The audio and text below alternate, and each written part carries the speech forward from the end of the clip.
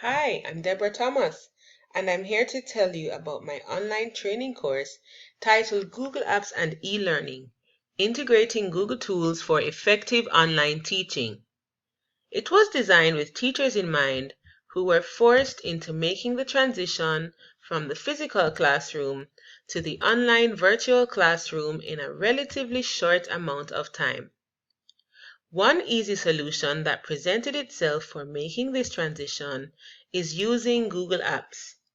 By becoming familiar with Google Apps and the tools available in Google Apps for education, you are in a better position to create learning materials and classroom activities that resemble the activities used in a physical classroom environment. From tools that allow for brainstorming and collaboration, creating quizzes and forms for surveys and exit tickets, to replacing the traditional paper notebooks with interactive digital ones. By taking this course, learners will be able to transform their online classroom using Google Apps to facilitate collaboration and cooperative learning, employ dynamic and interactive lessons, and encourage student reflection to enhance student authorship in the classroom. So who is the target audience? This is approximately 200 staff members among 3 schools, elementary, middle, and high school teachers. Being a bilingual school, there's a mix of Arabic and English speakers with teachers in varied disciplines. There is also a mix of genders between the ages of 21 to 60 years.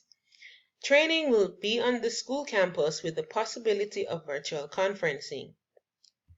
Before starting the course, learners should have knowledge of Google Suite for Education, as well as have basic access to a Google account and Google Drive, and access to their curriculum content. To be successful, learners should be creative, have good communication and interpersonal skills, be results-oriented, good team players, and have some knowledge of Web 2.0 tools.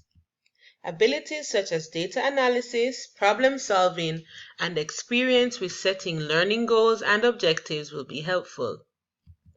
To facilitate various cognitive and learning styles, the course will include cooperative learning strategies, hands-on interactive activities with audio and visual aids, and handouts and tutorials. So what are the course objectives? In this course, learners will be able to apply best practices guided by visual and universal design principles to create learning materials using Google Apps, create authentic assessments that drive and measure learning, analyze and select appropriate Google Apps based on teaching and learning outcomes. As there are 7 modules, I will not go in detail with each of the module objectives, but give an overview of each module. Module 1. Keeping it all together. Google Classroom as a learning management system. Here learners will be able to set up classes to which they will create topics and posts and create assignments in Google Classroom that align with curriculum standards. Module 2. Creating editable worksheets and shared documents.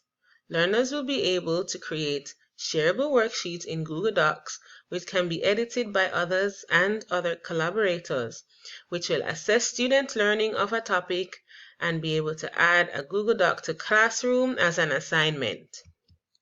Module 3. Creating interactive notebooks and collaborative activities. Learners will be able to create collaborative activities and interactive activities using Google Slides. They will apply UDL design principles to create slide presentations to present content and share presentations within a group to allow for collaboration. Module 4. Facilitating collaboration in virtual conferencing. By creating and sharing a Jamboard during a video conferencing session, this will allow various users to edit and share ideas based on a topic that aligns to their curriculum. Once completed, learners will then be able to share their Jamboard as material in Google Classroom. Module 5. Quick Assessments and Surveys, the Easy Exit Ticket. Learners will be able to create a form, quiz, survey, or questionnaire in Google Forms to gain feedback or assess student learning. Learners will also be able to create a quiz assignment in Google Classroom and learn how to import grading. Module 6. Analyzing and Interpreting Data. Learners will be able to create tables and graphs in Google Sheets to analyze and interpret data. Learners will also be able to customize these graphs and tables to enhance information processing and visualization. Module 7. The Reflective Learner. An Introduction to Blogging. Learners will be able to create a blog using Google Blogger and design an activity for student reflection on a topic from their selected discipline. Learners will be able to customize themes and layouts and include multimedia in their blog posts. So what instructional design model did I follow? A culmination of the Morrison, Ross, and Kemp model and the 5E model was used to guide the design plan. The Kemp design will be applied to the development of the course, but while teaching, the 5E model will be demonstrated so that teachers will see a possible way to implement the use of the Google Apps in their own classes, using the 5Es in their own instructional strategy. The rationale for using the Kemp model is that it is tightly aligned with the learning objectives and learner needs, and seeing that it is not linear, the designer can go back to previous stages after evaluation. There is a certain amount of flexibility with the Kemp model that allows the instructional design to begin from any stage. So what is my rationale for choosing these platforms? In the K-12 learning environment, most teachers have been introduced to Google Classroom, but not all are proficient. In the elementary school, for example, they do not use Google Classroom, and so I thought the teachers would need something easy to follow that allowed them to practice while learning. Hence, the structure of my training requires that both Articulate Rise and Google Classroom be used simultaneously. Rise allows for self-paced learning, which would be great for the needs of my audience, but also allows learning to be linear, which would ensure that beginners could be taken step by step through the process. In analyzing the needs of the organization, the use of Google Apps will help enhance document sharing, teaching content, and improving collaboration in the classroom. Most teachers from elementary, middle, and high schools may already be informally or self-trained, and so this course will be administered with the help of instructional coaches and technology integration specialists to supplement skills teachers may already have. Let's discuss the navigation. For this 7-module course on Google Apps and e-learning, students will have to use Google Classroom as an external website while maneuvering between instruction in Articulate 360 and creating activities in various Google Apps. The first module requires students to create a Google Classroom, which makes the course linear, as the activities in the first module have to be completed before they can go to other modules in the course. From the sidebar, students can click on each module, and as they scroll through the blocks, it will allow them to continue once they have interacted with all the content. The course is for the most part linear within modules, but students can choose which modules they wish to do once they have completed Module 1.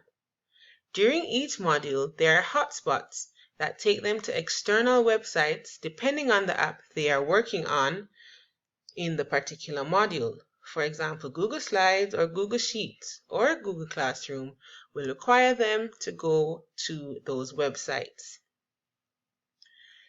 To switch between modules, there is an interactive table of contents in the sidebar.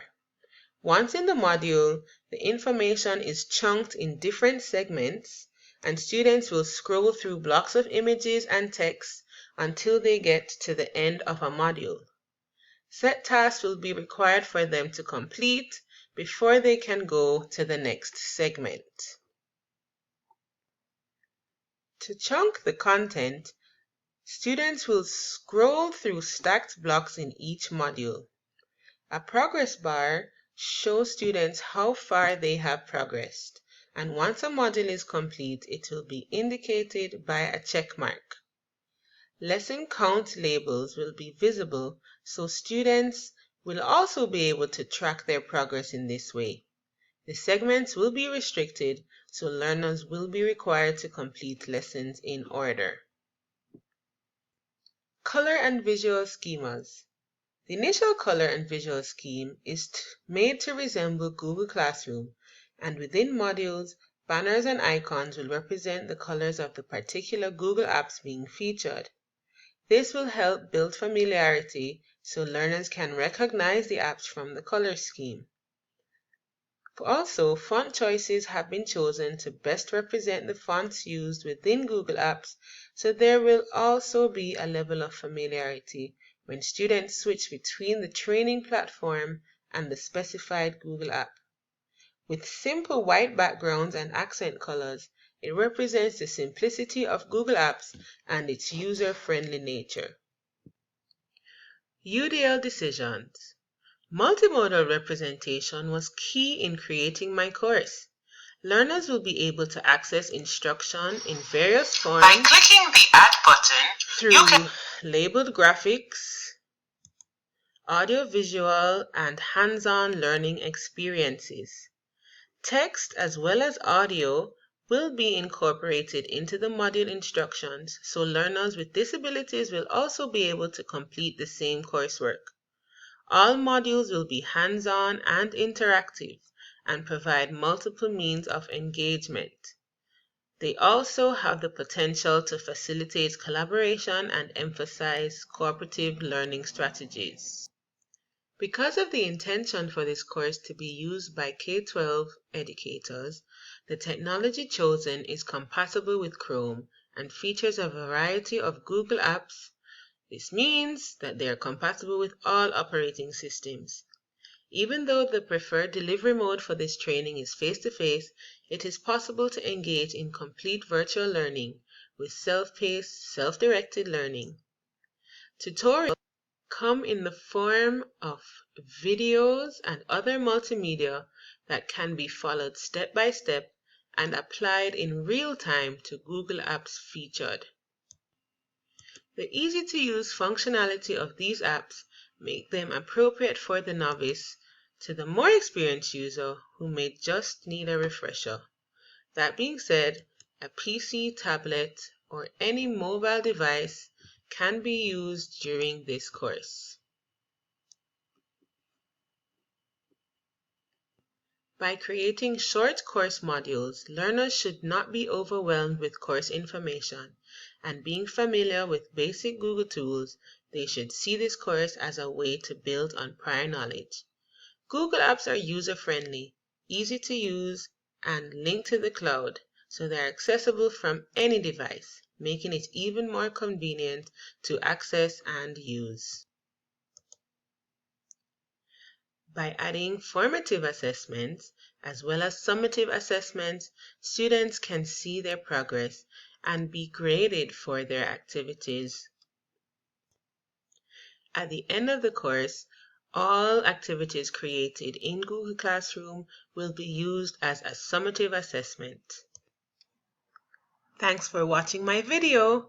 Enjoy!